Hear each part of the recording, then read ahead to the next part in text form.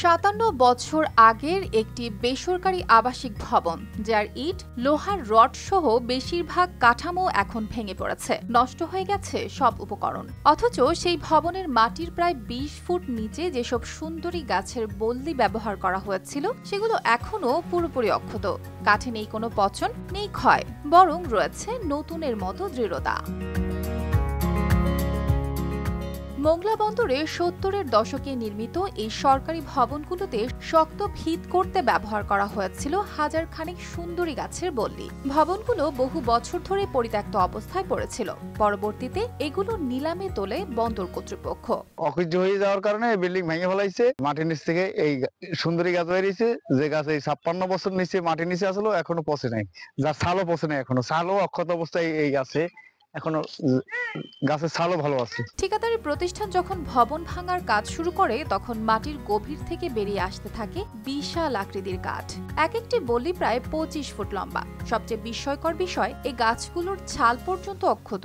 এই গাছটা দেখা যাচ্ছে কি আমার জন্মের আগে আমার আব্বারা যে সময় এই শ্রমিক বন্দরে চাকরি করছে, সেই সময় মনে করেন এই গাছ, এই বিল্ডিং করা। কালার এক্সপার্ট, জর্জ স্যাপ এবং মাইল্ড অন হ্যান্ডস টেকনোলজি সমৃদ্ধ অরিক্স ক্রিস্টাল ওয়াশ আপনার লন্ড্রি এক্সপার্ট। সেই ক্ষেত্রে দেখা যাচ্ছে এই বিল্ডিং সেই আমলে মনে করেন করা, সেই আমলে এই গাছ মনে করেন মাটির তলে পোতা। দেখা যায় গাছ দেখে আমাদের ছেলেফেরের, আমাদের প্রজন্ম যারা আসতেছে তারা দেখে মনে করেন আমরা নিজেরাই হতভম্ব যে এত সুন্দর এইভাবে গাছগুলো কিভাবে অক্ষত রয়েছে। স্থানীয়রা বলছেন, এমন দৃশ্য তারা আগে কখনোই দেখেননি। অনেকে দাঁড়িয়ে দাঁড়িয়ে দেখছেন কিভাবে এত পুরনো কাঠ আজও ব্যবহারযোগ্য রয়ে গেছে। কাঠ ব্যবসায়ীরা ইতোমধ্যে এসব গাছ উচ্চ মূল্যে কিনে নিচ্ছেন। এই মোংলা বন্দরটাই হলো সুন্দরবন এলাকার। ৫৭ সালে এই গাছ মাটির তলে ঢুকানো হয়েছে। তো এখন আমরা সেই গাছ সম্পূরণ করতেছি এবং উত্তোলন করতেছি। বিশেষজ্ঞদের মতে সুন্দরী গাছ শুধু দীর্ঘস্থায়ী নয়, বরং পরিবেশ প্রতিরোধ। বছরের পর বছর মাটির নিচে থেকেও এই কাঠ তার গুণাগুণ হারায়নি।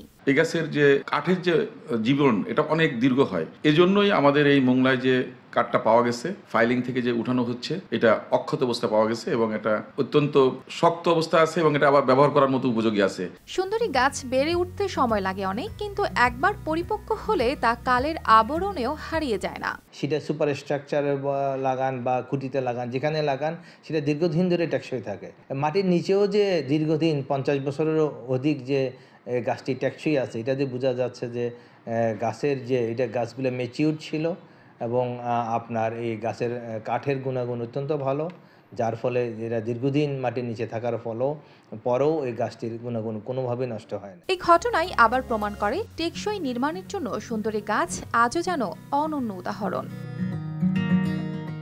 News desk, RTV।